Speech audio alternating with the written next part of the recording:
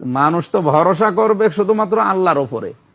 এমনকি রাসূলুল্লাহ আমার কোনো উপকার করতে পারে না, শুধু উপকার করতে পারে, ক্ষতি করতে পারে, এটা আল্লাহ তাআলা।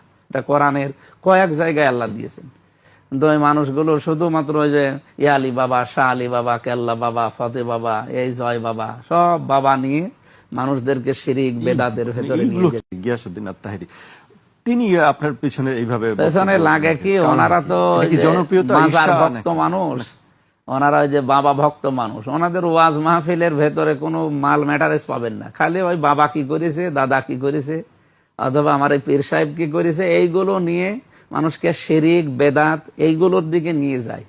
ইসলাম যারা সঠিক বোঝে বাংলাদেশে, আপনি তাদেরকে জিজ্ঞাসা করেন ওগুরকে আসলে ইসলামের কোনো কথা ওর ভেতর থেকে আসে, আবেগটা কাজে লাগিয়ে, নবীর প্রেমের আবেগটা কাজে লাগিয়ে মানুষকে বিভ্রান্ত করে আর শিরিক আর বেদাতের দিকে নিয়ে যায়।